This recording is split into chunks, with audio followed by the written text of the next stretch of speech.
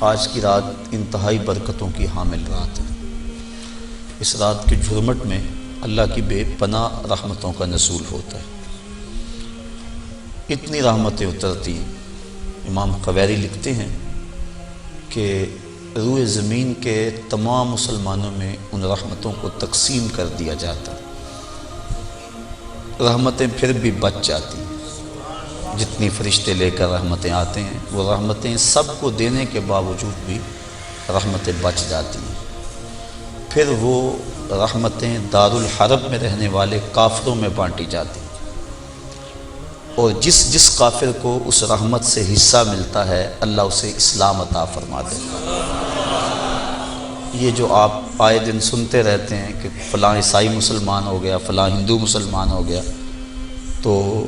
امام قویری آپ لکھتے ہیں، آپ فرماتے ہیں یہ شب قدر کو آنے والی رحمتیں ہوتی ہیں،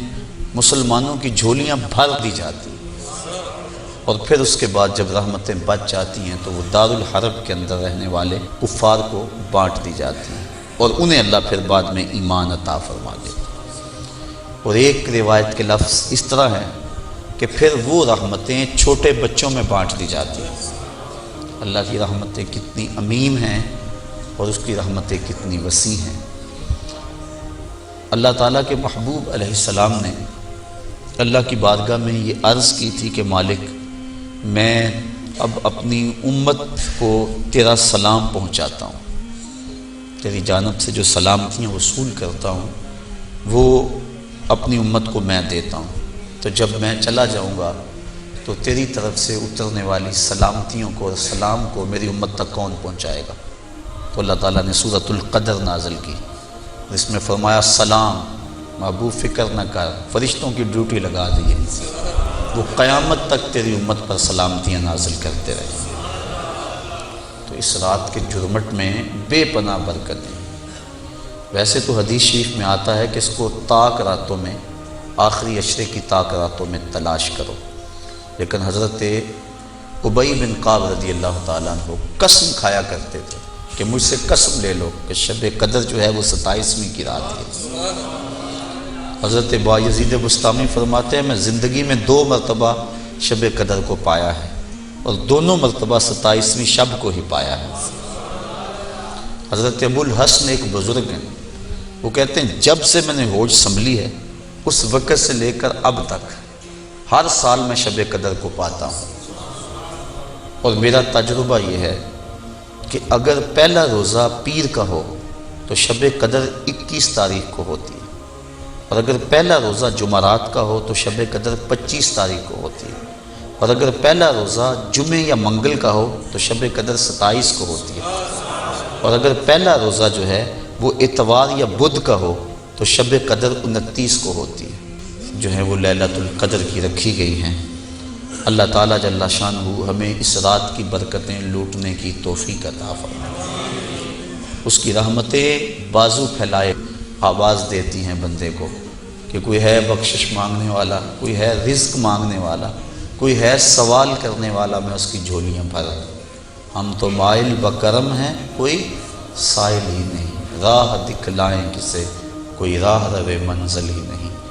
صرف 4 اشخاص ہیں جو اس رات محروم رہتے ہیں۔ ایک عادی شرابی، شراب کا رسیہ، دوسرا والدین کا نافرمان، تیسرا قاطع الرحم، خون کے رشتوں کو توڑنے والا، اور چوتھا وہ شخص جو سخت دشمنی رکھنے والا ہے، اور سخت دشمنی اس کو کہتے ہیں جو 3 دن سے زائد ہو، کیونکہ مومن جب ایک دوسرے سے ناراض ہو جاتے ہیں تو 3 دن سے زیادہ ناراض نہیں رہتے،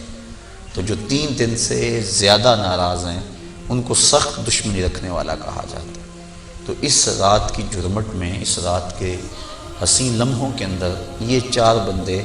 اللہ کی رحمتوں سے محروم رہ جاتے ہیں۔ اگر توبہ کر لیں تو اللہ تعالیٰ جل شانہ اس رات کا حصہ ان کو بھی عطا فرما دیتا ہے۔ اور ایک حدیث کے اندر آتا ہے کہ جو شخص